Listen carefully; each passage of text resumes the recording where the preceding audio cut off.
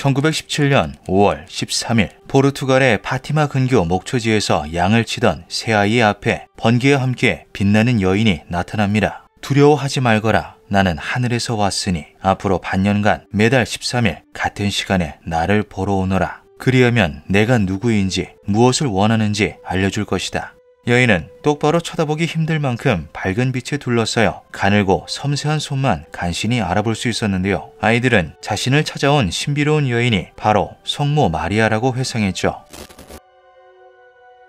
아이들은 이 사건을 세 사람 사이의 비밀로 간직하자고 약속했지만 아이들이 성모 마리아를 만났다는 소문은 이내 마을 전역에 퍼지고 맙니다. 이 흥미로운 얘기는 곧장 지역신문에까지 실리게 되는데요. 그러자 별 볼 일 없는 작은 마을이었던 파티마에 수천 명이 넘는 순례객들이 몰려들기 시작하였죠. 지역 정부는 아이들의 말을 믿지 않았고 이러한 일련의 움직임들이 1910년에 설립된 포르투갈 제1공화국에 반하는 정치적 의도일 수 있다고 추측하였습니다. 이에 관료들은 아이들을 구금하여 사태를 진정시키려고 했는데요. 이미 하나의 거대한 물결이 되어버린 순례자들의 반발로 인해 아이들을 잡아두는데 실패하고 말죠. 한 달 뒤인 6월 13일 아이들은 또다시 신비로운 여인을 만나고 이때 여인은 새 아이 중 루치아라는 여자아이에게 소명을 내리게 됩니다. 너는 나의 존재를 널리 알리고 티 없는 성심을 세상에 확립하기 위해 노력하라. 그 후 몇 달 동안 환상과 기적에 대한 보고가 이어졌고 파티마는 더 많은 사람들이 몰려들었는데요. 다섯 번째 만남이 있었던 9월 13일 여인은 루치아에게 또 다른 기적을 예고했죠. 10월에는 모든 사람들이 믿을 수 있도록 내가 기적을 행할 것이다. 10월 13일 그날은 시커먼 먹구름이 하늘을 뒤덮고 세차게 비가 내리는 날이었습니다. 궂은 날씨에도 불구하고 신비한 여인이 찾아온다는 코바다 이리아의 밭에는 최대 10만 명으로 추산되는 엄청난 수의 군중이 모여들었는데요. 발목까지 고인 빗물로 인해 바닥은 진창이 되었지만 수많은 사람들은 비에 흠뻑 젖은 채로 약속된 기적을 기다렸죠. 오후 1시 무렵 갑자기 비가 그치고 먹구름이 물러나며 태양이 그 모습을 비추었습니다. 그 순간 태양빛이 장렬하기 시작하며 순식간에 비의 흔적들을 지워버리기 시작하는데요. 물이 뚝뚝 떨어지던 옷이 순식간에 말라붙었고 진흙투성이었던 땅은 뒷구석이 충분할 만큼 단단하게 굳었죠. 군중들이 고개를 들어 하늘을 바라보자 태양은 곧 하늘에서 빠른 속도로 회전하기 시작했습니다. 목격자들은 그것이 단순한 불덩어리가 아니라 거울이라도 된 것처럼 풍경, 사람, 구름을 비추며 여러 빛깔을 내뿜었다고 증언하였는데요. 흔들리던 구체는 수만 명의 군중들 위를 지그재그로 비행하였죠. 신비로운 태양의 움직임은 약 10분가량 이어졌습니다. 수만 명의 군중들은 그저 넋을 잃고 그것을 쳐다볼 뿐이었는데요. 이 사건이 바로 지금껏 가장 많은 인원이 목격한 공식적인 기적, 태양의 기적입니다. 여인과 만남을 가졌던 세 아이 중 두 아이는 1918년 스페인 독감의 대유행으로 인해 세상을 떠났고 혼자 남은 루치아는 수녀로서의 삶을 산 뒤 사후에 가경자로 시성되었죠. 흥미로운 것은 교황청의 공식 인가가 난 종교적 사건임에도 불구하고 일부 학자들에 의해 이것이 외계인과의 직접 접촉으로 분류된다는 것입니다. 새 아이 앞에 나타났던 여인은 성모 마리아가 아닌 외계 존재이며 태양의 기적 또한 그들의 비행체라는 충격적인 주장이었는데요. 이를 주장하는 학자들은 여인이 밝은 빛에 둘러싸여 있었다는 점, 길고 가는 손가락을 지니고 있었다는 점, 마치 우주복을 걸친 것 같은 외형 묘사가 있었다는 점 등을 근거로 아이들이 외계인을 목격했지만 자신들이 잘 알고 있는 성모 마리아의 이미지를 더 씌웠을 수 있다고 추측하였죠. 여인이 아이들과 대화하던 방식도 외계 접촉 사례에서 흔히 관찰되는 텔레파시 소통과 유사해 보였습니다. 아이들은 대화를 나누는 동안 여인의 입이 움직이는 것을 보지 못했고 두개골이 윙윙 울리는 느낌을 받는 것과 동시에 여인의 목소리가 들려왔다고 증언했죠. 또한 여인은 아이들에게 천국이라는 단어를 직접적으로 언급하지 않았습니다. 그저 손가락으로 하늘을 가리키며 자신이 왔던 곳을 가리킬 뿐이었는데요. 여인이 전했다던 종교적인 메시지와 예언들은 세상을 움직일 수 있는 가장 강력한 힘인 종교를 빗대어 그것을 가장 순수하게 이해하고 받아들일 수 있는 아이들의 입을 빌려 세상의 계시적인 형태로 전하려 했던 것이라 말하였죠. 태양의 기적 당시에 수많은 사람들이 보았던 이상현상 역시 그들의 주장을 뒷받침하였습니다. 응축된 열선의 방사, 접시 형태로 회전하는 모습, 현대의 과학기술로는 불가능한 각도의 비행까지 모든 증언들은 UFO의 목격담 특징들과 놀랍도록 일치하였죠. 비행체는 주홍색, 노란색, 보라색으로 색이 삽시간에 바뀌며 빠르게 움직였습니다. 지면으로 하강할 때면 발산하는 강한 열이 느껴질 정도였어요. 빛나는 태양이 부서진 구름 속에서 소용돌이 치며 회전했습니다. 빛은 마치 성당의 스테인드 글라스 창문을 통해 들어오는 것처럼 오색찬란했어요. 몇 초가 마치 몇 시간처럼 느껴질 정도로 생생한 경험이었습니다. 사람들의 외침에 하늘을 올려다보니 태양이 빙글빙글 돌기 시작했습니다. 그것은 거대한 무게로 우리를 짓밟을 것처럼 지상에 다가왔어요. 다른 이들에게는 어땠을지 몰라도 저에게는 끔찍하게 무서운 순간이었습니다. 구름이 찢어지며 태양이 화려하게 등장했습니다. 그것은 웅장하게 회전하더니 무지개 색으로 성광을 내며 날아다녔어요. 이 숭고한 광경은 10분 동안이나 지속됐죠. 우리는 신의 증거에 압도되어 무릎을 꿇었습니다. 저는 제가 본 것을 도저히 설명할 수가 없습니다. 빛나는 태양은 계속 바라보아도 눈이 아프지 않았어요. 그것은 스스로 회전하더니 지그재그를 그리며 하강했습니다. 저는 겁에 질려 도망쳤고 세상에 종말이 도래할 거라며 울고 있는 사람들 틈에 몸을 숨겼습니다. 저는 그날 우연히 베란다로 나왔다가 먼 발치에서 그것을 목격했습니다. 하늘에서 한 번도 본 적 없는 놀라운 광경이 펼쳐지고 있었어요. 완전히 매료된 저는 쇼가 끝날 때까지 넋을 놓고 태양을 바라보았죠. 목격담에서는 몇 가지의 공통된 점을 찾아볼 수 있는데요. 다채로운 섬광, 회전, 특징적인 움직임 등이 그러했죠. 하지만 회의론자들은 이러한 목격담들을 증빙할 수 있는 어떠한 증거도 존재하지 않는다는 것을 문제 삼았습니다. 예로부터 외계 존재가 인류사에 깊게 관여하는 듯한 사건이 일어날 때면 이렇듯 결정적 증거들이 항상 부족하고는 했는데요. 초자한 현상 전문가들은 이에 대해 그들이 다수에게 모습을 드러내기로 결심한 순간 우리는 평소처럼 사고할 수 없다라고 말하며 이 또한 고차원 존재들의 개입으로 인해 발생하는 의도된 현상이라 주장하였죠. 과연 포르투갈의 시골 마을에서 일어난 기이한 현상은 신의 기적이었을까요? 아니면 인류에게 어떠한 중요한 메시지를 전달하기 위해 찾아온 외계의 방문자였을까요? 기묘한 밤이었습니다. 오랜 시간 미해병대 전투기 비행사로 복무한 도널드 키워 소령은 1955년 저서 비행 접시 음모를 공개합니다. 최근 UFO의 존재를 은폐하려는 정부의 비밀 프로젝트에 관한 내용을 담고 있었는데요. 그 중에서도 가장 기괴한 사건으로 소개되며 주목받은 사례는 킨로스 공군기지 전투기 실종 사건이었죠.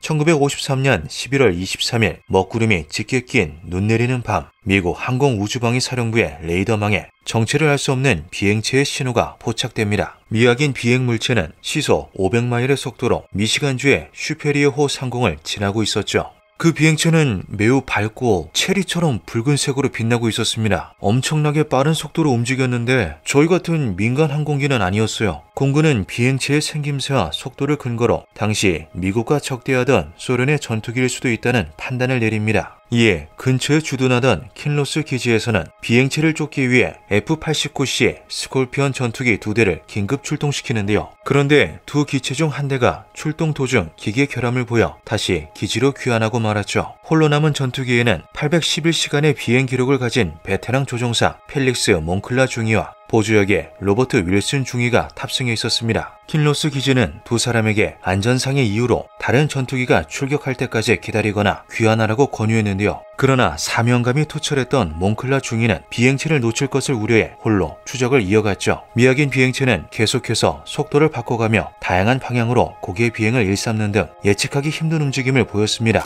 추격은 30분이 넘게 이어졌고 그 사이 비행체를 뒤쫓던 전투기의 고도는 25,000피트에서 7,000피트까지 낮아졌는데요. 마침내 전투기는 미시간주 북쪽의 키위노 포인트로부터 약 110km 떨어진 상공에서 비행체를 따라잡게 되죠. 당시의 상황은 공군의 공식 사건 보고서에도 자세히 기록되어 있습니다. 53년 11월 23일 전투기는 킨로스 공군기지에서 북서쪽으로 약 160마일 거리에 미확인 비행체를 요격하기 위해 방공 임무를 수행 중이었습니다. 23시 52분경에 요격을 통제하는 레이더 기지에서 마지막 무선 교신이 이루어졌습니다. 약 23시 55분에 미확인 항공기와 F-89의 위치 좌표가 레이더 범위에서 겹쳐졌고 얼마 지나지 않아 레이더 스코프에서 비아 식별장치 신호가 사라졌습니다. 그런데 전투기가 비행체에 가까워지자 교신에 노이즈가 일어났고 관제소와의 통신이 먹통이 되어버립니다. 짧은 침묵이 흐른 뒤 레이더를 살피던 킨로스 공군기지의 1등 지상 통제관 더글라스 스튜어트 중위는 소스라치게 놀라고 마는데요. 제트기의 신호음과 함께 두 물체의 위치 좌표가 레이더 상에서 한 지점으로 합쳐졌기 때문이죠. 무슨 일이 벌어졌는지는 알 수 없지만 한 가지 사실은 확실했습니다. 전투기가 알 수 없는 이유로 미확인 비행체와 결속된 것이었죠. 곧바로 전투기가 예상 경로를 벗어나자 스튜어트 중위는 서둘러 수색 및 구조 요청을 보냅니다. 하지만 그때는 이미 전투기의 비하 식별 장치 신호가 레이더에서 사라진 뒤였는데요. 이렇게 F-89C 스콜피온 전투기는 누군가 납치라도 한 것처럼 공중에서 증발해버리고 말았죠. 해당 전투기에는 비상 탈출 장치는 물론 구명조끼와 자동으로 부풀어 오르는 구명 보트까지 적재되어 있었습니다. 그러나 미국과 캐나다 양국과의 협력을 통한 광범위한 수색에도 전투기의 잔해나 탑승자의 흔적은 전혀 찾아볼 수 없었는데요. 미 공군은 사건 직후 전투기가 미확인 비행체와 함께 흔적을 감췄다고 발표했지만 곧바로 입장을 바꿔 발표를 번복했죠.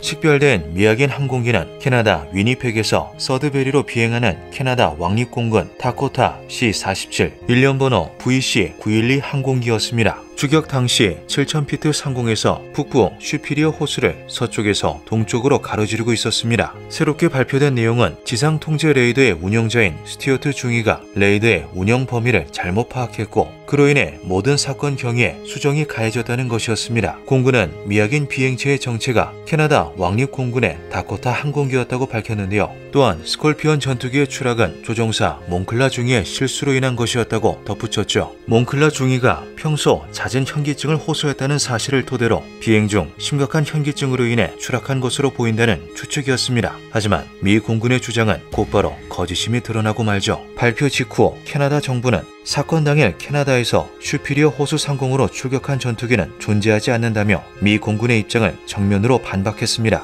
캐나다는 함께 합동수사까지 진행할 만큼 사건 규명에 적극 협조하던 중이었기에 이러한 두 국가 간의 불협 화음은 더욱 의구심을 품게 만들었는데요. 또 다른 의문점 역시 존재했죠. 전투기가 추락했다고 주장하는 2km 상공은 약간의 눈송이만 내렸을 뿐 오히려 빙결된 구름으로 인해 기류가 안정된 상태였습니다. 이런 기상 상황에서는 조종사의 몸에 이상이 생길 경우 부조종사의 도움을 받아 어렵지 않게 호수 표면으로 긴급 착륙이 가능했죠. 무엇보다 미 공군은 실제 사실을 덮으려는 것처럼 자신들의 주장을 계속해서 번복하는 모습을 보이기도 했습니다. 훗날 도널드 키오 소령은 또 다른 책 우주에서 온 방문자를 통해 사건 이후 몽클라 중위의 미망인에게 찾아왔던 두 명의 공군 대표에 대해 언급하는데요. 이들은 미군의 관습대로 몽클라 중위의 사망 소식을 전하며 가족들을 위로했죠. 하지만 몽클라 중위의 가족들은 군인들의 말을 믿을 수 없었습니다. 이들이 몽클라 중위의 사망 경위를 설명하면서 완전히 반대되는 정보를 전달했기 때문인데요. 한 명은 몽클라 중위가 너무 낮은 고도에서 비행하다 현기증으로 인해 호수에 추락했다고 얘기했지만 다른 한 명은 전투기가 갑작스러운 고도 상승과 함께 고고도에서 폭발해 잔해를 찾을 수 없다고 설명했던 것이죠. 결국 수십 년이 지난 현재까지 킨로스에서 실종된 스콜피온 전투기와 몽클라 중위, 윌슨 중위의 흔적은 발견되지 않고 있습니다. 1967년 미국의 정보자유법의 제정과 함께 공개된 공군의 UFO 조사 프로젝트 블루북에는 킨로스 전투기 실종 사건에 대한 내용이 포함되어 있었는데요. 일부 내역이 삭제된 파일 속에는 그들은 추락을 했음에도 임무를 성공적으로 완수했다는 기록만이 남아있었죠. 보고서는 비정상적인 대기 조건 하에 레이더에 이상이 생겼으며 깊은 물속으로 사라진 전투기의 잔해는 수색이 힘들다는 결론을 내리고 있었습니다. 킨로스 전투기 실종 사건은 미군의 수상한 사건 경위서와 함께 흔적도 없이 증발해버린 전투기로 인해 가장 기괴한 항공사고로 손꼽히기도 하는데요. 과연 그날 상공에서는 대체 무슨 일이 벌어졌던 걸까요? 몽클라 중위와 윌슨 중위는 무엇을 보았으며 그들은 어디로 사라져버린 걸까요? 미스터리는 아직 풀리지 않고 있습니다.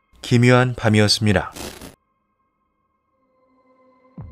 В соответствии со статьей 51 частью 7 Устава ООН, санкции Совета Федерации России и во исполнение ратифицированных Федеральным собранием 22 февраля сего года договоров о дружбе и взаимопомощи с Донецкой Народной Республикой и Луганской Народной Республикой, мною принято решение о проведении специальной военной операции. 블라디미르 푸틴 러시아 대통령의 지시로 2022년 2월 24일 시작된 우크라이나 침공은 과거의 전쟁에서는 찾아볼 수 없었던 다양한 양상들을 보이고 있습니다. 그 중에서도 가장 주목할 만한 것은 고품질의 영상 매체가 실시간으로 인터넷에 업로드되고 있다는 점인데요. 스마트폰으로 대표되는 고도화된 개인 촬영 장비는 물론 1인 미디어의 급속한 발달은 병사 개개인이 종군 기자라고 봐도 무방할 정도로 신속하게 정보를 대중들 앞에 공개하게 만들었죠. 이 때문에 러우 전쟁은 역사상 벌어졌던 그 어떤 전쟁보다도 생생한 참상이 중계되고 있습니다. 이것은 각 국가들이 은폐하고 싶어 했을 비밀스러운 정보들까지 만천하에 공개되도록 만들었는데요. 그것은 바로 외계 존재에 대한 정보였죠. 2024년 2월 우크라이나 제406 포병여단은 폭격지점 정찰을 위해 드론을 상공에 띄웠습니다. 그런데 정찰 중이던 드론의 카메라에 느닷없이 기묘한 물체가 포착되는데요. 수평선 150m 상공에 정체불명의 원반형 물체가 둥둥 떠 있었던 것이죠. Охренеть, ни хрена. Что это за херня такая? Это тарелка. Ну, блядь. По-любому. А ну, приблизь еще. На месте стоит, ты бачишь? На месте, блядь. А в теплак ничего не светит? А, что такое? 당혹감을 감추지 못하는 군인들의 생생한 목소리가 담긴 이 영상은 SNS에 공개되자마자 엄청난 화제를 모았습니다. UFO가 맞다는 의견과 그럴 리가 없다는 의견이 대립하며 수많은 가설들이 쏟아지기 시작했죠. 제일 먼저 제기된 가설은 파타 모르가나였습니다. 아서왕 전설에 등장하는 신비한 섬 아발론의 여왕이자 마녀인 모건 르페이에서 이름을 따온 파타 모르가나는 지평선 위에 발생하는 거대한 신기루를 뜻하는데요. 물체의 상을 크게 왜곡하여 놀랍도록 뚜렷한 헛개비를 보여주는 이것은 과거 목격되었다고 전해지는 유령선이나 환상 속의 섬, 바다 괴물들의 정체로 추측되기도 하죠. 수많은 허구의 존재를 탄생시킨 전적이 있는 파타 모르가나가 이번에는 UFO를 만들어낸 것이란 이들의 주장은 제법 논리적으로 보였습니다. 하지만 이것을 단순한 신기루라고 보기에는 여러 문제점이 있었는데요. 전문가들에 따르면 파타 모르가나는 멈춰있는 경우가 드물고 보는 각도에 따라 모습이 변하거나 흔들린다고 합니다. 그러나 영상 속의 물체는 고속으로 접근하는 드론의 카메라에 포착되고 있음에도 불구하고 그 형태를 온전히 유지하였는데요. 또 하나의 문제는 화면을 보며 경악하고 있는 군인들이 파타 모르가나 현상을 처음 목격했을 리 없다는 것이었죠. 2년 넘게 지속된 전쟁은 해당 여단의 군인들을 베테랑이라고 해도 과언이 아닐 정도의 실전 경험으로 무장시켰습니다. 러시아에 비해 자원이 부족한 만큼 이들은 신기루를 적으로 착각하여 전황을 오판하는 일이 없도록 확실하게 만전을 기하고 있는데요. 이런 숙련된 병사들이 신기루를 UFO로 착각했을 리는 만무했죠. 다음으로 제기된 가설은 드론의 오작동이었습니다. 화면의 좌측 상단을 보면 빨간색 오류 메시지가 표시되어 있는데요. 해당 영상을 촬영한 드론 매빅3T의 제조사 DJI의 대변인은 영상 화질이 너무 낮아 확실하지는 않지만 오류 메시지와 함께 수동 제어라는 문구가 출력되고 있다라고 말하며 이번 UFO 소동이 최신 기능의 오작동으로 인한 것으로 보인다는 입장을 내놓았죠. 그러나 우크라이나 현지에서는 DJI 대변인의 주장에 자신들의 드론에 대한 신뢰성을 떨어뜨리기 위한 블러핑이라는 의견이 대두되었습니다. DJI는 2006년 왕타오가 중국 선전시에서 설립한 중국의 드론 제조사로 사실상 경쟁자가 없다고 봐도 좋을 정도의 압도적인 기술력을 자랑하는데요. 2017년 백도어를 비롯한 보안 취약점을 지적하며 DJI 드론 사용 금지 조치를 내렸던 미군이 결국 대체제를 찾지 못하고 공군 특수전 사령부에 대량의 DJI 드론을 재도입했을 정도였죠. 한편 DJI는 우리의 드론 기술이 전쟁이나 기타 폭력적인 활동을 위해 용도가 변경되는 것을 반대한다라는 입장을 계속해서 유지하고 있습니다. 러우 전쟁에서 자신들의 드론이 폭격, 정찰 등의 용도로 절찬리에 사용되자 2022년 4월 양국에서 드론 판매를 중단했을 정도였는데요. 이러한 조치가 무색하게 러시아는 아랍에미리트와 중국의 여러 소매점에서 대량의 드론을 구입하거나 리셀러들을 이용하는 식으로 여전히 DJI사의 제품을 군사용으로 사용하고 있죠. 우크라이나 역시 디지털 혁신부 장관인 미하일로 페도로프가 SNS를 통해 1000만원을 호가하는 DJI의 고성능 드론 매빅3T 300대를 확보했음을 직접 인증할 정도로 DJI 드론 확보에 열을 올리고 있는 중입니다. 이러한 행위를 곱게 보지 않은 DJI가 자신들의 기술에 문제가 있다고 주장하는 고육지책을 통해 군용 드론 사용을 억제하려 한다는 추측은 드론의 단순 오작동이라는 가설에 대한 반박이 되어주었죠. 기계 결함도 아니라면 그날 상공 위에서 촬영된 비행체는 대체 무엇이었을까요? 사실 이러한 사건이 벌어진 것은 처음이 아닙니다. 제2차 세계대전에는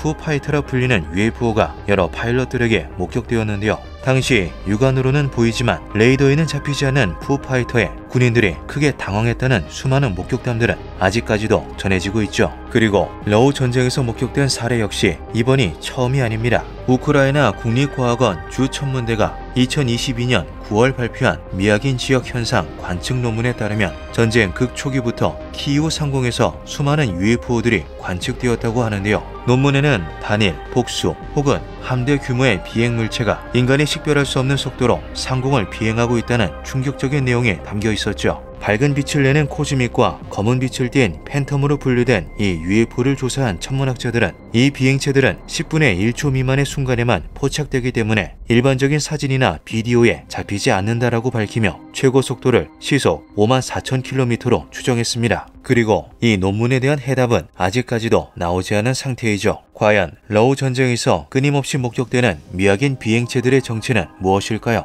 만약 그것이 정말 외계의 존재라면 그들이 전쟁을 참관하는 이유는 무엇일까요? 기묘한 밤이었습니다. 작년 7월쯤 전직 미 공군 장교인 데이비드 그루시를 주축으로 전례 없던 UFO 폭로와 청문회가 이어지며 전 세계는 큰 충격에 빠졌습니다. 바뀌어가는 시대의 흐름에 편승하여 다양한 추가 폭로들 또한 연이어 이어졌는데요. 흥미로운 것은 그중 대한민국과 관련된 충격적인 UFO 폭로가 있었다는 것이죠. 스티븐 그리어, 그는 다소 특이한 경력의 소유자입니다. 에팔레치아 주립대학에서 생물학 학사 학위, 이스트 테네시 주립대학교의 제임스 퀼린 의과대학에서 의학 박사 학위를 취득한 그리어는 1989년 버지니아에서 의사로서의 삶을 시작하는데요. 하지만 그는 9년 뒤 의사라는 직업을 포기, 돌연 은퇴를 선언하죠. 그것은 그리어의 머릿속을 단 한 차례도 떠나지 않았던 8살 때의 경험으로부터 비롯된 결정이었습니다. 1963년 쌍둥이 여동생과 함께 동네에서 놀던 그리어는 아주 가까운 거리에서 UFO를 목격하는 놀라운 경험을 하는데요. 어릴 때의 이 기억은 그의 뇌리에 아주 강렬하게 박히게 되죠. 그렇게 어른이 되고 의사라는 직업도 포기한 그리어는 곧바로 UFO 연구에 뛰어들게 됩니다. 1990년 외계지능 연구센터를 설립한 그는 활발한 활동을 이어가며 단기간에 3,000건 이상의 목격담을 수집하는데요. 연구를 거듭하던 그는 UFO라는 존재가 단순히 하늘 위에서 몇 번씩 모습을 드러내는 것 이상의 중대한 무언가를 가지고 있다는 것을 깨닫게 되죠. 그리어는 특히 군대와 나사의 관계자들에게서 제보가 많다는 것을 파악하고 미 공군, 연방항공청, 나사 연구진 등과 주로 접촉하며 UFO에 대한 고급 정보들을 수집하기 시작합니다. 그렇게 2001년 5월 그리어는 워싱턴 DC의 내셔널 프레스 클럽 공식 기자회견을 통해 디스클로저 프로젝트를 출범, 미 공군을 비롯한 나사의 과학자, 언론 기자, 정부 인사 등 각계의 전문가들 20여 명과 함께 정부와 군대가 숨겨왔다고 주장하는 기밀들을 일부 폭로하였는데요. 그들은 UFO에 대한 은폐와 실체를 강조하며 진실을 밝힐 것을 촉구하였죠. F-117의 스텔스 기술, 열 적외선 기술, 광 케이블, 이동식 원자로 등 어느 순간을 기점으로 터져나오기 시작한 수많은 신기술들은 모두 UFO를 통한 리버스 엔지니어링에 의한 것입니다. 나와 뜻을 함께하는 자들은 나사, 정부, 군대에서 외계 관련 기밀 업무를 처리하였던 경험을 가지고 있습니다. 이 사건은 전 세계적으로 엄청난 파장을 일으켰습니다. 프로젝트는 현재까지도 크고 작은 활동들을 이어가고 있는데요. 그리어 역시 UFO 연구를 꾸준히 진행했고 이제는 해당 분야의 원로로서 활동하고 있죠. 작년 그루시의 폭로를 기점으로 UFO에 대한 관심이 전 세계적으로 올라가자 그리어는 다양한 매체를 통해 소통하며 높아진 관심에 부응했습니다. 수십 년간 UFO라는 한 우물만 판 그의 발언은 이제 모두가 집중하는 언사가 되었는데요. 인터뷰 매체인 블라드TV에 출연한 그는 진중한 인터뷰를 진행하며 그간의 연구와 심경에 대해 토로하였죠. 2시간이 넘는 인터뷰에서는 알려져왔던 이야기들에 더해 새롭게 밝혀진 내용들 또한 있었습니다. 그중 하나가 바로 대한민국 서울 UFO 은폐였는데요. 그리어는 인터뷰를 통해 이렇게 말하였죠. 펜타곤에서 10년 동안 근무한 정보원을 알고 있습니다. 블랙 프로젝트에 참여한 적이 있는 그는 한국의 서울 외곽에 위치한 비밀시설에 대해서 특히 강조했습니다. 이곳에는 거대한 외계 우주선이 존재하는데 듣기로는 과거에 있었던 일련의 군사적 활동에 의해 어느 산에 추락한 기체라고 합니다. 그런데 이 이 우주선이 너무나도 커서 다른 장소로 옮길 수가 없었고 결국 추락한 장소의 산을 깎아 주변을 봉쇄, 위에 구조물을 쌓아 올리는 것으로 그 존재를 은폐했습니다. 정부 차원에서 UFO를 통한 역공학, 즉 리버스 엔지니어링이 이루어지고 있으며 그것에 대한민국 서울이 깊이 관여하고 있다는 충격적인 주장이었는데요. 심지어 서울에 숨겨져 있다는 UFO는 그 크기가 너무 압도적이라 어딘가로 옮기는 것조차 불가능하다고 하였죠. 그리어는 여기서 그치지 않고 자신이 수십 년간 취합한 정보를 토대로 블랙 프로젝트 연구시설이 위치한 국가와 도시 리스트를 추가로 공개합니다. 리스트의 128번에는 서울, 코리아라는 글이 분명하게 적혀 있었죠. UFO를 리버스 엔지니어링 한다는 충격적인 주장은 데이비드 그루시가 미 청문회를 통해서 폭로한 내용과도 상응합니다. 그리어의 인터뷰는 공개된 직후 큰 논란이 되었는데요. 이에 세계 각국의 사람들은 대한민국 서울에 숨겨져 있다는 UFO의 위치를 추적하기에 나서죠. 외국 커뮤니티를 중심으로 추려진 대한민국 내 거대 UFO 매장 후보지는 크게 다음과 같습니다. DMZ, 미군기지, 국립중앙박물관. 이 중 DMZ와 미군기지는 군사시설이라는 점과 은폐가 용이하다는 점으로 인해 호응을 얻었는데요. 국립중앙박물관 같은 경우 세계에서 13번째로 크다는 박물관의 규모에 더해 근처에 위치한 미군 기지로 인해 주목받았죠. 하지만 이러한 후보지들은 그저 외국인의 시각으로 바라본 근거나 증거가 없는 의견들에 불과했습니다. 그러던 중 미국 커뮤니티 레딧에서 활동 중인 한 유저가 주장한 장소가 유저들 사이에서 크게 화제가 됩니다. 그곳은 경기도 안양에 위치한 안양 항공무선 표지소라는 군사시설로 항공기들의 등대 역할을 하는 곳이었는데요. 그리어가 언급한 산을 깎고 세운 건물, 일반인들의 출입이 어려운 시설, UFO를 숨겨놓은 듯한 둥근 외형 등 많은 부분이 부합해 보였죠. 해당 글에는 수백 개가 넘는 댓글이 달렸고 급기야 해당 항공무선 표지소가 다른 국가의 시설들과는 달리 돌로 쌓아 올렸다는 것 또한 이상하다는 주장이 제기됩니다. 건축기술이 발달하기 전부터 그곳에 존재했던 무언가를 거대한 규모의 석재로 덮어 숨겨오다가 이후 그것을 감추기 위해 군사시설로 개조했다는 것인데요. 이러한 주장은 여러 커뮤니티를 통해 퍼져나갔고 한국이 빠르게 발전할 수 있었던 비밀, 삼성이 지닌 특허 기술들의 출처 등의 댓글들이 추천을 받기도 했죠. 하나의 흥미로운 주장으로 시작했던 것이 점차 음모론의 성격을 띠며 몸집을 불려나가자 이를 지켜보던 미국의 항공 전문가이자 군사 전문 매체 워존의 편집장인 타일러 로고웨이는 SNS를 통해서 관련 의견을 피력하기도 했습니다. 산 꼭대기에 세워진 거대한 원형 구조물은 분명 흥미롭지만 한국의 안보 상황에서 살펴보면 UFO와는 다른 의미가 있습니다. 평평한 바닥은 대공 시스템을 배치하기에 이상적인 장소이며 산 위라는 장소는 한국의 높은 지형 사이에서 좋은 시야를 제공합니다. 장비와 인력 이동을 위한 헬기 접근에도 용이하고요. 이 같은 방공시설은 한국에서 드물지 않습니다. 따라서 해당 구조물은 한국의 최대 도시의 상공을 방어하는 데 중요한 요지가 된다는 것이 제 의견입니다. 숨겨져 있는 UFO에 대한 대답은 여러분에게 맡기도록 하죠. 이후 안양 항공 무선 표지소에 대한 UFO 은폐설은 다소 시들해졌습니다. 그러나 서울에 숨겨져 있다는 UFO에 대한 소문은 끊이지 않고 있는데요. 그루시의 최초 폭로를 인터뷰하기도 했던 호주의 저널리스트 로스 콜트하트는 이에 대하여 의견을 더하기도 했죠. 이러한 이야기를 저도 접했습니다. 미국으로 옮기기에는 너무나도 큰 초대형 UFO가 추락하여 그 위를 구조물로 덮었다는 믿기 힘든 폭로였죠. 그리어와 콜트하트가 주장한 서울에 숨겨져 있는 거대 UFO에 대한 진실은 아직 밝혀지지 않고 있습니다. 그것은 그저 근거 없는 괴담일 뿐일까요? 아니면 정말 우리들이 생각하지도 못했던 서울의 어딘가 추락한 거대 외계 우주선이 존재하고 있지는 않을까요? 기묘한 밤이었습니다. 1952년 8월 19일 밤 플로리다주 웨스트팜 비치의 스카우트 마스터 소니 데스 버저스는 자신의 차로 3명의 보이스카우트 단원을 집으로 바래다주고 있었습니다. 해안가에서 약 12km 정도 떨어진 야자나무 숲을 지날 때 데스 버저스와 세 아이들은 머리 위로 밝게 빛나는 빛이 지나가는 것을 보게 되는데요. 그 빛은 엄청난 속도로 하강하다 이윽고 야자나무 숲 사이로 모습을 감췄죠. Initially, when we were heading south on Military Trail, we saw one white light where light shouldn't be.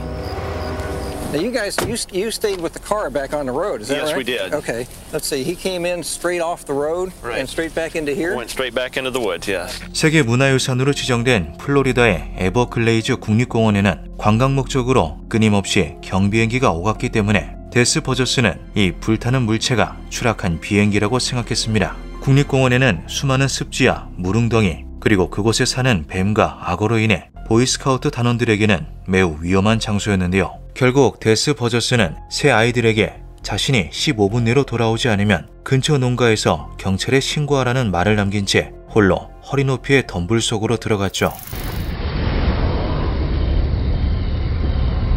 Scoutmaster, what are you doing? Be careful.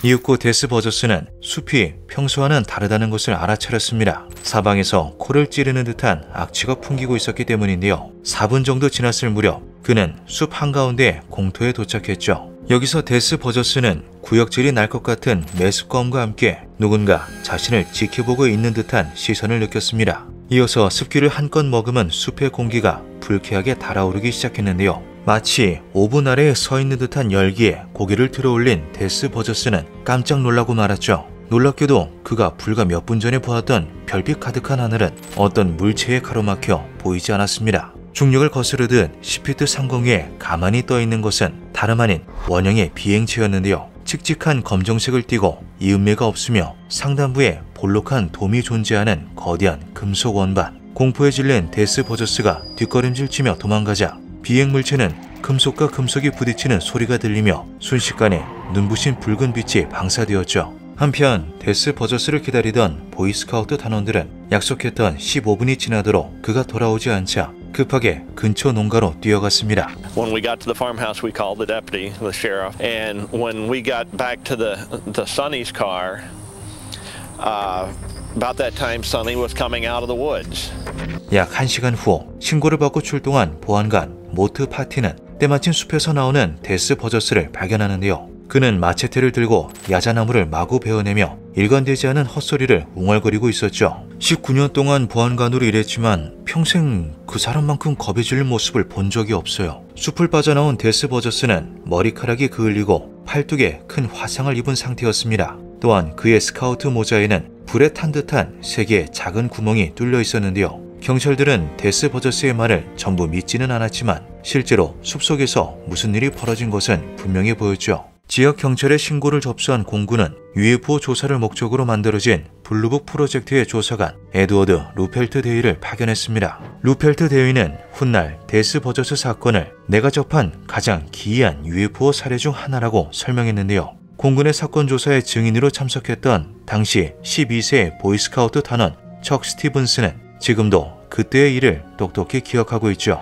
The soil in the area that Sonny had indicated was singed or heated immensely 16 to 18 inches below the ground surface. The vegetation around there was wilted from looked like what I took from intense heat. 루펠트 대위는 데스 버저스와 보이스카우트 단원들이 사건의 경위를 매우 자세하게 기억하고 있고 진실을 말하고 있다고 느꼈습니다. 공군의 검사 결과 데스 버저스는 어떤 여론으로 인해 일광 화상을 입은 것으로 판단되었고 심지어 코 속까지 그 흔적이 남아 있었는데요. 사건 현장에서도 데스 버저스의 증언이 조작되거나 거짓이라는 흔적은 발견되지 않았죠. 하지만 조사가 진행되면서 데스 버저스의 숨겨진 과거가 드러나기 시작했습니다. 스카우트 마스터로 일하기 전 데스 버저스는 해군으로 복무했었는데요. 당시 탈영과 자동차 절도 혐의로 불명예 제대를 당한 사실을 지금껏 숨겨온 것이었죠. 심지어는 사기와 위조 수표를 사용한 혐의로 집행유예 7년을 선고받기도 했습니다.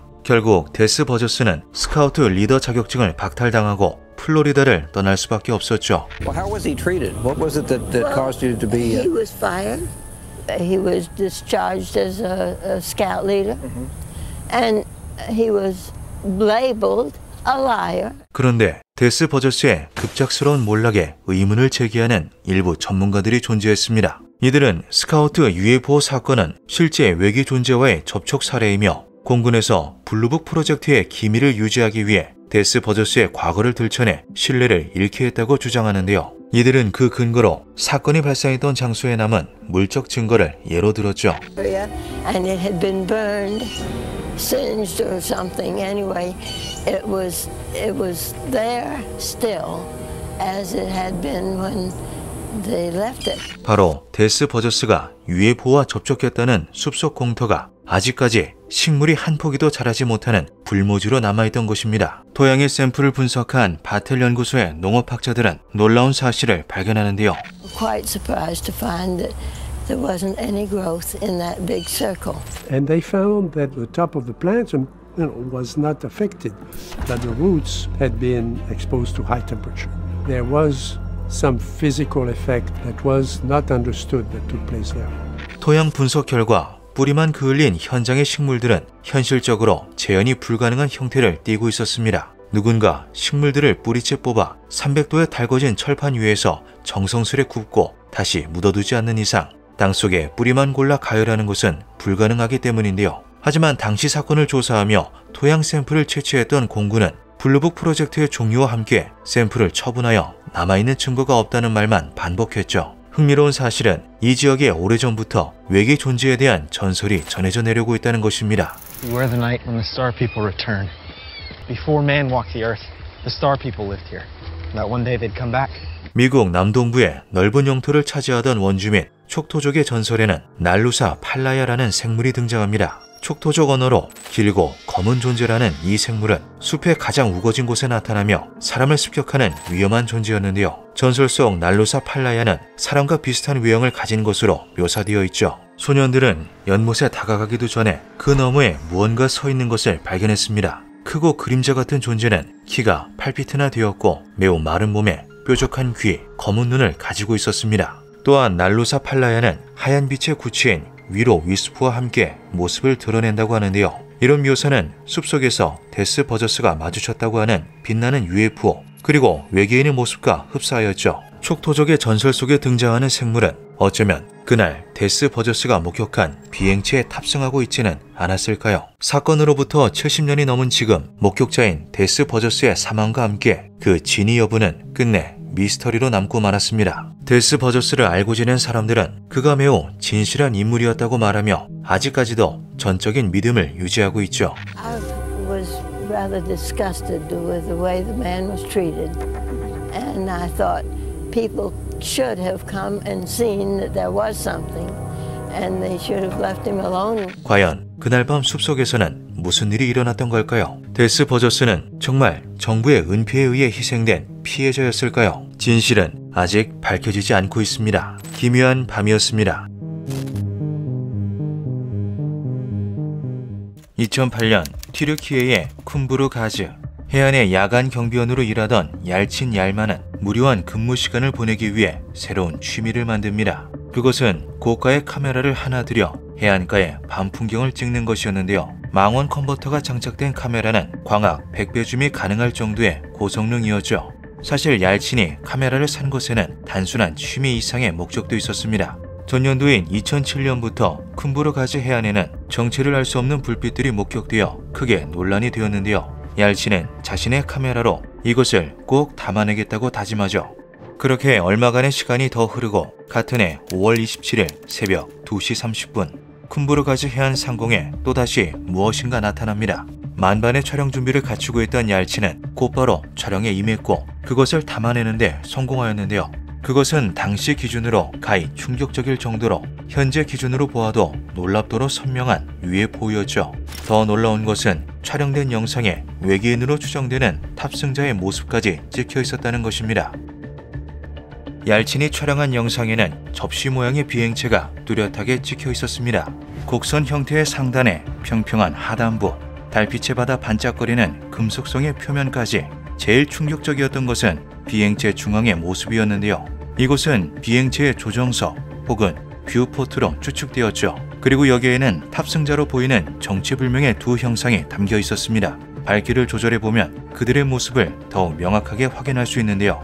둥근 머리에 움푹 들어간 검은색의 눈 혹은 눈두덩이를 가진 그들은 투명한 창을 통해 우주선 밖을 바라보고 있었죠. 먼 거리를 수십 배의 줌을 당겨 찍다 보니 상이 흐릿하고 심하게 흔들리기는 했지만 이러한 부분들을 감안하고도 영상은 충격적이었습니다. UFO에 더해 그것을 조종하는 미지의 탑승자까지 촬영에 성공한 것은 전례를 찾아볼 수 없는 말 그대로 역대급 사건이었는데요. 얄친은 여기서 그치지 않았죠.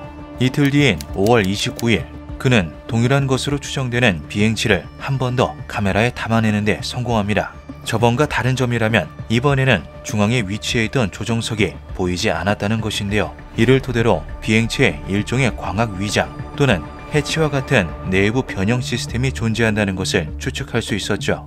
그들이 특정한 이유로 인해 작년부터 쭉 쿤부르가즈 해안에 방문하고 있는 것이라 판단한 얄친은 매일같이 카메라를 챙겨 해변으로 나갔고 6월 6일과 8일에도 비행체를 촬영해냅니다. 9일과 10일에는 평소보다 조금 이른 시각에 바다 위를 부유하는 주황색의 플라즈마가 찍히기도 했습니다. 11일에는 이전의 비행체가 다시 모습을 드러내는데요. 주황색 플라즈마와 비행체는 출현 시간대가 각각 달랐지만 불빛의 모양이 비행체의 상단부 구조와 일치하는 것으로 보아 서로 깊은 연관을 가지고 있는 듯 보였죠.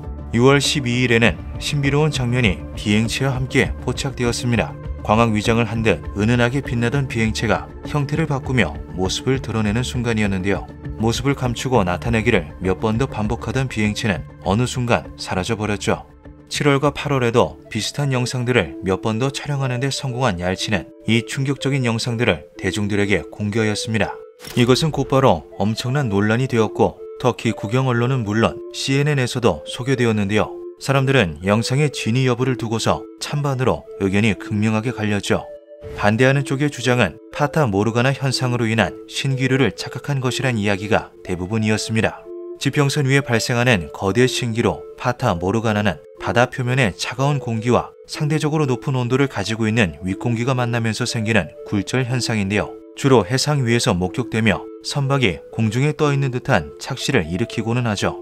이들은 쿤부르가즈 해안에서 목격된 비행체 역시 파타 모르가나 현상으로 인한 것이며 그 실체는 수면 위에서 항해하던 선박일 것이라고 주장하였습니다. 여기에는 많은 학자들도 동조하였으며 칠레의 유명 UFO 연구가인 안드레스 두아르테 또한 쿤부르가즈 UFO를 해상 신기루라고 결론 내렸는데요. 실제로 대형 유람선의 전면부와 얄친이 촬영한 비행체는 서로 비슷한 구조를 가지고 있는 것처럼 보였죠. 하지만 파타 모르가나 가설을 대입하기에는 심각한 오류들이 여럿 있었습니다. 먼저 높이였는데요. 파타 모르가나로 인한 신기루는 말 그대로 해상 바로 위에 나타나는 것이 일반적이죠. 하지만 얄친이 상공에서 촬영한 물체는 수면으로부터 수십 미터를 떠 있었습니다. 즉 수면과의 거리가 상당했다는 것인데요. 또한 그것이 대형 유람선의 창문 혹은 일부가 반사된 것이라면 해상에서도 유람선이 관찰됐어야 했죠.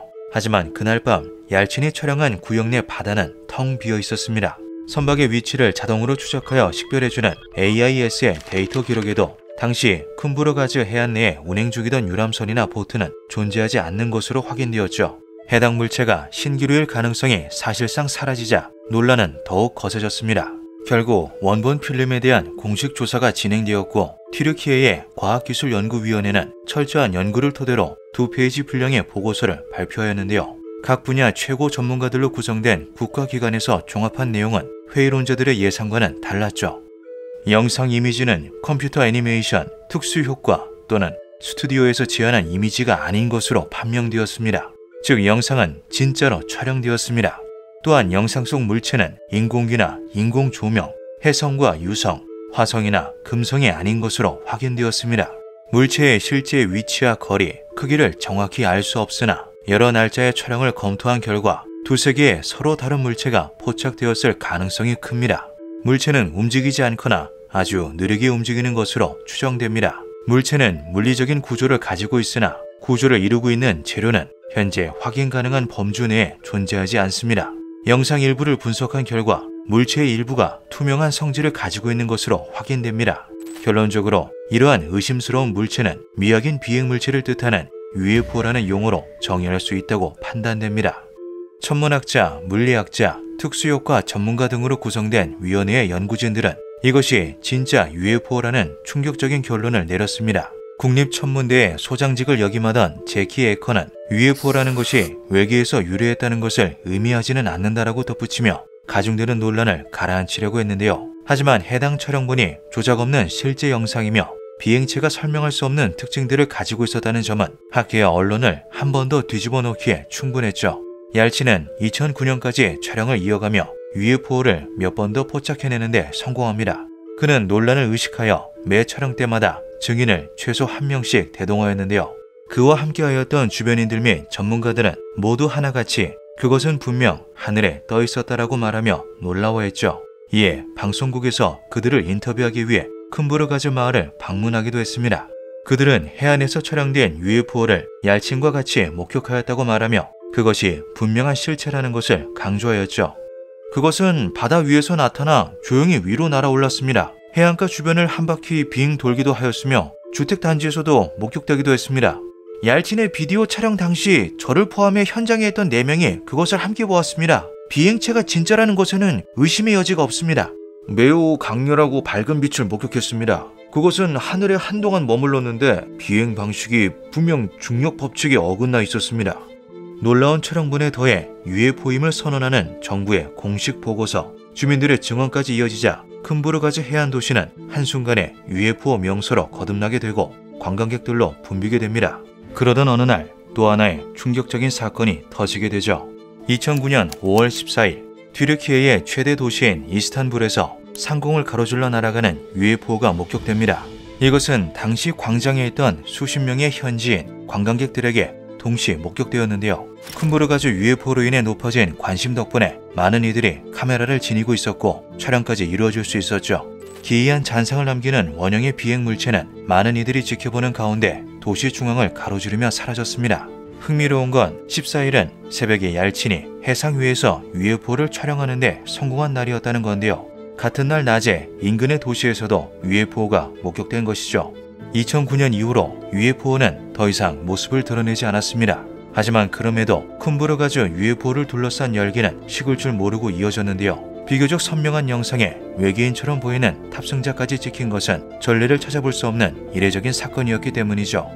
2012년 칠레의 포토그래퍼인 마리오 발데스는 영상에 찍힌 탑승자가 3명 이상일 수도 있다는 가설을 제기하기도 했습니다.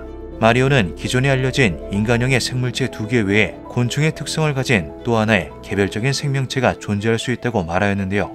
해당 생명체는 두 인간형 생물과 겹쳐져 있는 것으로 추정되어 형태가 명확히 구분되지는 않지만 까맣고 큰 눈에 사마귀와 같은 팔을 가진 것으로 추측된다고 분석하였죠. 또한 마리오는 이들이 서로 끊임없는 상호작용을 하며 고개를 움직이고 몸을 기울이는 등의 행동을 보였다고 덧붙였습니다. 그는 이것이 카메라의 떨림으로 인한 착각이 아니라는 근거로 머리 부분은 고정된 상태로 어깨와 팔에 해당하는 부분만 움직이는 장면을 추출해 공개하기도 했죠.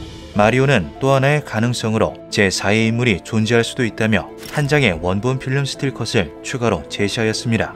해당 스틸컷에는 흐릿하게 남아 생명체의 이목구비를 구분할 수 있었는데요. 이것을 조금 더 강조해보면 인간형의 생물체가 누워있는 듯한 모습으로 그려낼 수 있었죠.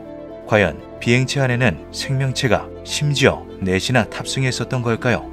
2007년부터 2009년까지 3년 동안 큼부르가즈 해안에서 목격되고 촬영된 비행체의 정체는 아직까지도 밝혀지지 않고 있습니다.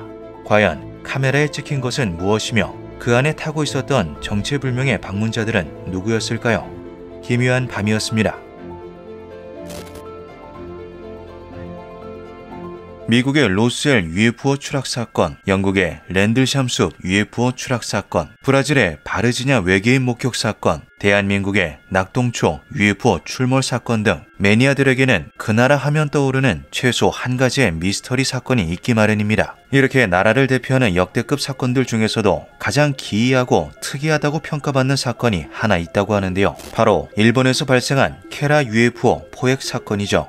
1972년 8월 25일 일본 고치현 고치시 동부에 위치한 케라 마을, 케라 중학교에 다니던 2학년생 세오 미치오는 학교를 마치고 집으로 돌아가는 길이었습니다. 마을 서쪽으로는 넓은 논밭이 펼쳐져 있었는데요. 해질녘 붉게 물드는 논밭을 보며 걷던 미치오는 순간 이상한 것을 발견하죠. 그는 그것이 박쥐라고 생각했고 걸음을 멈추고 바라보았습니다. 그러나 저 멀리 논밭 위를 날아다니고 있는 것은 박쥐나 새 같은 것이 아니었는데요. 마치 순간이동을 하듯 빠르게 수평이동을 하며 주황색 빛을 발산하는 그것은 미치오가 살면서 단 한 번도 본 적 없는 물체였죠. 집으로 돌아온 미치오는 자신이 목격한 것을 친구였던 모리 야스오에게 말합니다. 야스오는 이 이야기를 자신의 형인 히로시에게 전달했고 흥미를 느낀 형제는 미치오와 함께 물체를 목격했다던 논밭으로 향하였죠. 같은 날 오후 7시 논밭에 도착한 소년들은 주변을 돌아다니며 이곳저곳을 뒤지기 시작합니다. 그렇게 1시간 정도가 지난 밤 8시경 미치오가 무언가를 목격하고 소리를 지르는데요. 그것은 이전과 같은 주황색으로 발광하는 조그마한 물체였죠. 세 사람이 지켜보는 가운데 물체는 논밭을 서쪽으로 가로질러 400m 정도를 날아가다가 한순간 순간 추락하듯 착지합니다. 논밭 한가운데에 착지한 물체는 희미하게 발광하고 있었기에 소년들은 이를 쉽게 발견해낼 수 있었습니다. 그들은 손전등을 비추며 1m 거리까지 접근하였는데요. 물체의 크기가 대략 성인 남성의 손바닥 정도로 작았기 때문에 소년들은 겁을 먹기보다는 호기심을 가지고서 다가갈 수 있었죠. 맏형이었던 히로시가 용감하게 물체에 다가가 손을 뻗은 그 순간 그것은 푸른색으로 발광하더니 2에서 3초 간격으로 생소한 전자음 소리를 내기 시작합니다.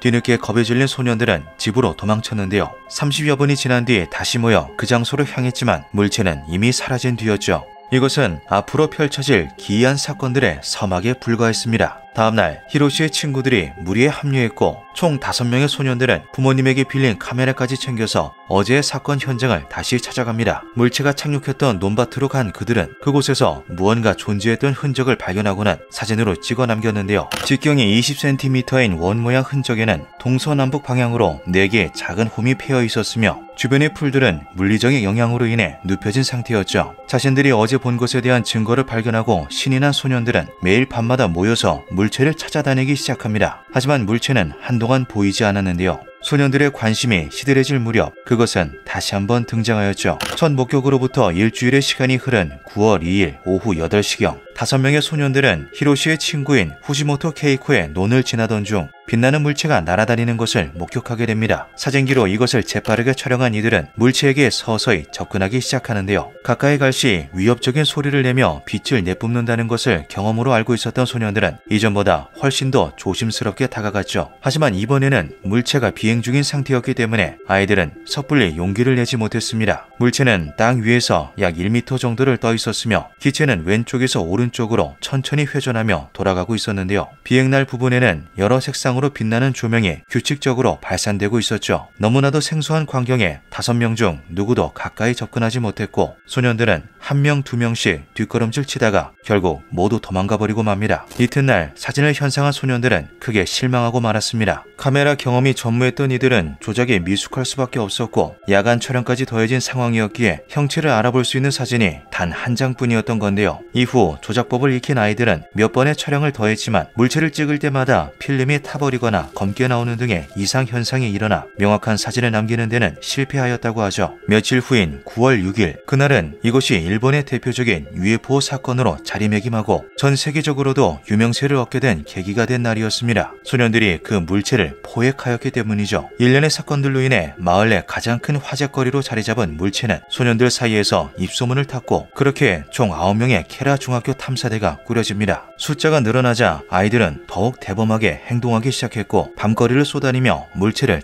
찾아다녔는데요. 저녁 시간 무리를 지어 논길을 걸어가던 그들의 눈에 이전에 그것이 다시 한번 포착되었죠. 이상한 것은 물체가 하늘을 날지도 빛이나 소리를 내지도 않고서 땅에 착지한 채로 가만히 있었다는 것입니다. 흥분한 소년들은 이것을 곧장 잡으려고 했지만 일전에 물체가 하늘을 날거나 빛을 뿜었던 것을 보았던 모리 형제와 미치오가 이들을 만류, 신중하게 작전을 세우기로 하죠. 그들은 가지고 있던 면 보자기로 물체를 덮은 후 그 위에 물을 붓기로 합니다. 비 오는 날에는 그것이 목격되지 않았기 때문에 어쩌면 물이 약점일 수도 있다고 여긴 것인데요. 탐사대의 일원이었던 케이코가 재빠르게 보자기로 물체를 덮었고 논밭에 숨어 지켜보던 소년들은 소리를 지르며 뛰쳐나와 그 위에 물을 붓는 데 성공하죠. 그들은 여기서 그치지 않고 주변에 돌을 집어 물체에게 던졌습니다. 하지만 그럼에도 물체는 아무런 반응을 보이지 않았는데요. 소년들은 그것을 교복 외투로 한 번 더 감싼 후 이곳에서 가장 가까운 히로시의 집에 가져가기로 결정하죠. 집에 도착한 소년들은 둘러앉아서 그것을 만지고 두드려보며 관찰했습니다. 물체는 모자 같은 형태의 이음새가 없는 매끈한 은빛 몸체를 가지고 있었는데요. 놀라운 것은 9명의 소년들이 돌덩이를 집어 던졌음에도 표면에 흠집 하나 가지 않았다는 것이었죠. 물체는 아주 가벼웠지만 또한 아주 강한 듯 보였습니다. 그리고 무슨 이유에선지 비활성화된 상태로 보였는데요. 아이들은 이 놀라운 발견을 기록으로 남기기로 했고 평소 그림 실력이 뛰어나던 오지마 K가 이것을 스케치하기로 하였죠. 무게는 약 1.5kg 정도, 전체 길이는 18.2cm, 표면은 달걀 껍질처럼 매끈하지만 약간의 거친 질감이 느껴짐, 망치로 두드려도 부서지지 않을 정도로 튼튼함, 속에 무언가 들어있는 것 같음. 소년들이 기록한 내용 중 가장 기이했던 존재했던 것은 물체의 바닥면을 기록한 내용이었습니다. 바닥면에는 레코드판과 비슷한 원형의 홈이 파여 있었으며 구멍이 뚫린 사각형의 출입구가 달려 있었다고 하는데요. 그 출입구 주변으로 파도와 물새가 그려진 문양이 새겨져 있었던 것이죠. 우연히 발견된 미지의 비행 물체에 일본의 고유한 전통 무늬들이 새겨져 있었다는 것은 분명 이상했습니다. 소년들이 생소한 기호들을 익숙한 일본식 문양으로 재해석한 것일 수도 있겠지만 이들에게는 지금 그것보다 더욱 중요한 문제가 직면해 있었는데요. 물체의 안에 무엇이 들어있는지 알아내는 것이었죠. 소년들은 이것을 그저 외형적인 스케치로 남기는 것에는 만족하지 못했습니다. 그들은 잠깐의 논의 끝에 물체를 분해하기로 결정하였는데요. 그러나 바닥의 뚜껑은 드라이버로도 쇠지렛대로도 열리지 않았죠. 답답해진 아이들은 물체를 있는 힘껏 던져보기도 하고 각종 공구로 두드려 보기도 했지만 표면에는 작은 흠집 하나 가지 않았습니다. 불을 피우고 그 속에 던져 넣었음에도 변화가 없자 누군가 색다른 아이디어를 하나 제시하는데요.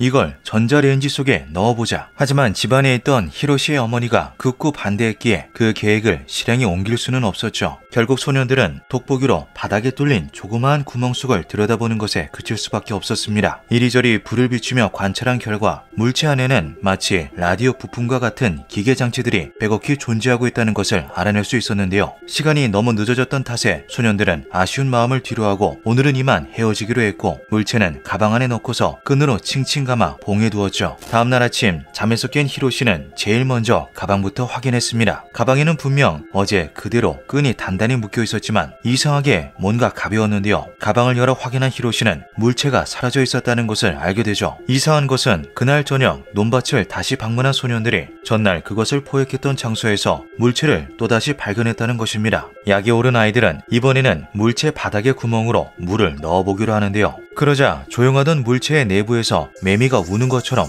윙윙거리는 소리가 들리더니 바닥의 구멍을 통해 청백색의 빛이 방출되기 시작했죠. 몇 분간 이상행동을 보이던 물체는 점점 움직임이 줄어들더니 이전에 비활성화 상태로 돌입한 듯 보였습니다. 이후 소년들은 물체의 정체를 두고 열띤 논쟁을 벌이는데요. 꽁꽁 싸매두었던 것이 감쪽같이 사라지고 처음 듣는 이상한 소리를 내거나 빛을 번쩍거리면서 날아다니는 건 중학생 소년들이 감당하기에는 힘든 일이었고 두려움을 느낀 몇몇 이들은 탐사대를 그만두기로 하였죠. 히로시는 물체의 비밀을 풀기 위해서 그것을 철사로 묶어 가방에 넣은 뒤 공도 한가운데에 놓았습니다. 그리고는 친구들과 숨어서 무슨 일이 일어나는지 지켜보았는데요. 얼마간의 시간이 흐르고 가방이 한순간에 푹 꺼지며 옆으로 쓰러져 버렸죠. 확인한 가방 안에는 물체의 모양 그대로 남아있는 철사뿐이었습니다. 소년들은 물체가 가방에서 물리적인 힘으로 빠져나오는 것이 아니라 워프 같은 순간이동 능력으로 탈출하는 것이라 여겼는데요. 물체는 이후로도 농촌 곳곳에서 신출귀몰하며 소년들이 포획할 때마다 보란듯이 사라져버리고는 했죠. 슬슬 물체가 무서워지기 시작한 소년들은 그제서야 부모님에게 이 사실을 알렸습니다. 하지만 대부분의 어른들은 아이들의 말을 믿어주지 않았는데요. 당시 고치 시립과학센터에서 교육 담당관으로 근무하던 케이코의 아버지 후지모토 무츠오만이 약간의 관심을 가지고서 물체를 살펴보았죠. 하지만 무츠오 역시 아들의 말을 진지하게 받아들이지는 않았습니다. 그는 포획해왔다는 이것을 몇 번 두드려보고는 금속성의 물건이라는 것을 확신, 재떨이 같은 주물일 것이라고 말해주었는데요. 무츠오는 훗날 인터뷰를 통해 이날을 두고두고 후회한다고 말하였죠. 바로 이날 밤 물체가 영영 사라져버렸기 때문입니다. 9월 22일 저녁 소년들은 케라 중학교의 과학교사였던 무라오카 준코에게 물체를 가져가 보여주기로 결정합니다. 운반을 담당했던 야스오는 물을 가득 담은 단단한 비닐봉지에 물체를 넣고 꽉 묶은 후 그것을 오른손으로 쥐고서 전기 코드로 한 번 더 매듭지어 묶었는데요. 그 상태에서 자전거를 탄 야스오는 친구들의 호의를 받으며 선생님의 집으로 향했죠. 그런데 그들이 길을 나선 지 얼마 지나지 않아 야스오는 불가항력적인 힘이 자신의 오른손을 공중으로 끄는 듯한 느낌을 받게 됩니다. 그것은 이내 버틸 수 없을 정도로 강력해졌고 야스오는 오른손이 획 치켜져 올라가며 균형을 잃고 자전거에서 추락하고 마는데요. 뒤따라온 친구들이 야스오를 부축했지만 이미 봉지 안은 텅 비어있는 상태였죠. 봉지도 찢겨져 있지 않았으며 매듭도 그대로였습니다. 오로지 물체만 증발하듯이 사라져 있었는데요. 이것은 물체의 마지막 목격이었죠. 소년들은 그것이 이전처럼 다시 나타날 것이라고 여겼고 논밭 곳곳을 돌아다니며 찾아다녔습니다. 하지만 물체는 더 이상 모습을 보이지 않았는데요. 그렇게 잊혀지는가 싶던 시골 마을의 미스터리는 어느 날을 기점으로 일본 전역의 화제거리로 급부상하기 시작하죠. 일본의 천문학자인 세키 스토무는 고치시 출신으로 당시 고치 방송국의 주간 라디오 진행자이기도 했습니다. 9월 30일 탐사대의 일원이었던 사다오는 세키의 라디오에 자신들이 한 달간 겪은 기이한 일을 제보하였죠. 여름방학이 끝나갈 무렵 우리들은 이상한 경험을 했습니다. 케라 마을 논에서 발견된 모자 모양의 비행 접시는 빛을 내면서 때로는 날아오르기도 했어요. 여러 차례 그것을 포획했지만 번번이 도망쳐버렸죠. 우리는 이 이상한 물체의 정체가 무엇인지 궁금합니다. 세키가 이 사연에 유독 관심을 보였던 이유는 그 역시 고치시에서 미확인 비행 물체를 관찰한 경험이 있었기 때문이었습니다. 공기질이 깨끗하기로 유명한 고치시는 일본 내 천체 관측 명소였는데요. 그 지역 출신으로 더욱 많은 관측 기회가 있었던 세키는 이 과정 중 과학적으로 설명할 수 없는 신비한 비행 물체를 여러 차례 목격하였다고 자신의 저서인 미지의 별을 찾아서를 통해 밝힌 이력이 있었죠. 하지만 세키는 스케줄로 인해 마을을 바로 방문하기 어려웠고 인근에 거주하는 동료 천문학자 이케 코이치에게 해당 사건을 조사해달라 부탁합니다. 이케 또한 평소 UFO에 대해 깊은 관심을 두고 있었는데요. 곧장 마을로 찾아간 이케는 소년들을 불러 모아 한 명 한 명 진지하게 인터뷰를 진행하였죠. 그는 소년들의 말을 진심으로 경청해준 최초의 어른이었습니다. 아이들의 이야기를 들으며 등골이 오싹해지는 것을 느꼈다. 이 마을에는 분명 무엇인가 설명할 수 없는 일이 일어났다. 아이들과 이야기를 나눈 이케는 세키에게 이와 같이 말합니다. 이케는 케라 마을의 소년들이 포착한 물체가 UFO일 가능성이 크다라는 결론을 내놓았는데요. 이케에게서 아이들을 인터뷰한 녹취록과 현장 사진을 전달받은 세키는 놀라움과 의구심을 함께 품은 채 케라 마을로 향하였죠. 세키는 처음에 회의적인 입장으로 사건을 대했습니다. 아이들 중 누군가 작정하고 장난을 쳤거나 아니면 그들이 입을 맞춰 말을 꾸며냈을 수도 있겠다고 생각한 것인데요. 하지만 조사를 거듭하던 세키는 케라 마을에서 약 한 달 동안 상식적으로 이해할 수 없는 현상이 많이 발생했다라는 결론을 내릴 수밖에 없었죠. 첫 번째는 물체가 빛나고 있다는 점이었습니다. 아이들은 하나같이 그 물체가 노란빛 혹은 푸른빛으로 발광하였다고 증언했는데요. 세키는 이것이 저 멀리 비추는 도시의 네온 사인 혹은 근처에 위치한 대형 골프장에서 기인한 것일 거라 여겼지만 소년들이 설명하는 불빛은 평범한 인공 조명과는 확연히 다른 양상을 띠었죠. 놀라운 것은 그 불빛을 어른들 또한 목격한 적이 있다는 것입니다. 탐사대의 일원이었던 토시아키의 어머니인 쿠즈오카 아이코는 어느 날 아이들이 물체를 잡았다면서 무언가 들어있는 가방을 집으로 들고 온 적이 있었는데 가방의 틈새로 푸른 빛이 깜빡거리는 것을 보았다고 말하였죠. 두 번째는 아이들의 평소 행실이었습니다. 탐사대라는 명목으로 활동하고 있던 소년들의 부모님과 주변인을 찾아가 인터뷰한 세키는 예상과는 다르게 아이들이 장난꾸러기나 거짓말쟁이 같은 이미지와는 거리가 멀다는 것을 알게 됩니다. 그들은 다들 학급 내에서 준수한 성적을 유지하면서 교우 관계도 좋은